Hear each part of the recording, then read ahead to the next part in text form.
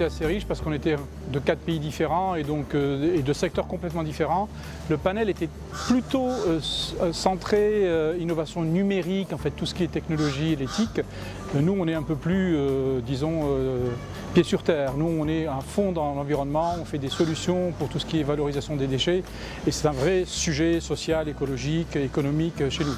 Alors, ce qu'il en ressort, c'est évident que le futur, alors la photomaton aujourd'hui, si on fait un comparatif Occident-Afrique, c'est évident qu'on est en retard.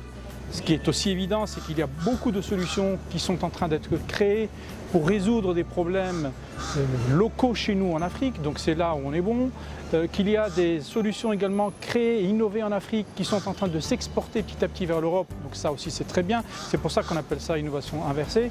Donc il n'y a pas de doute que c'est vraiment le continent du présent et du futur. Et ce que je disais, c'est que la photomaton est peut-être on est un peu encore en décalage, mais par contre les tendances, il n'y a pas de question à se poser. La tendance est à une croissance à double chiffre chez nous.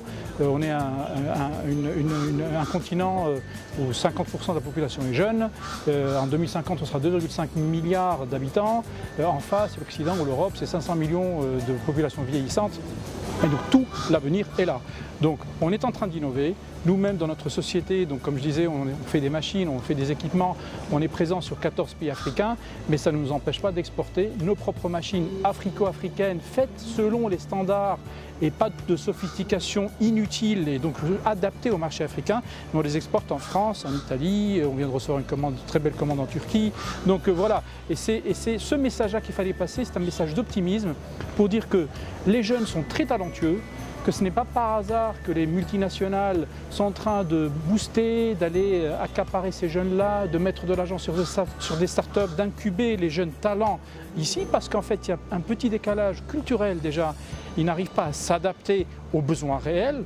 Les Européens sont là pour faire des produits pour les Européens et donc finalement les Africains qui sont en train d'incuber sont un peu leurs ambassadeurs et c'est un peu la nouvelle tendance. Donc ce n'est pas par hasard que, en effet, l'avenir se joue ici.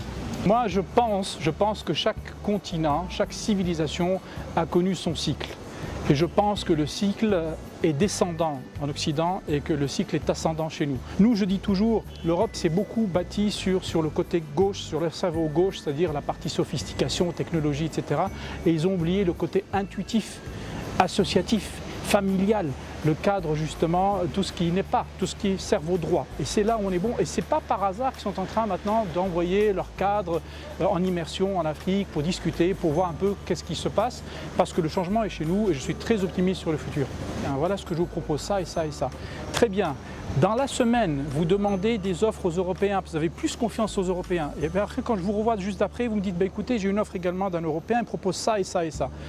Ma manière d'y répondre, c'est de dire, tiens, une offre française, très bien. Nous, Tunisiens, on a vendu en France. Si jamais nous, les Tunisiens, on arrive à vendre en France, c'est qu'on n'est pas si mauvais que ça. Alors là, la logique change complètement. Ayez confiance en nous et discutons le même langage.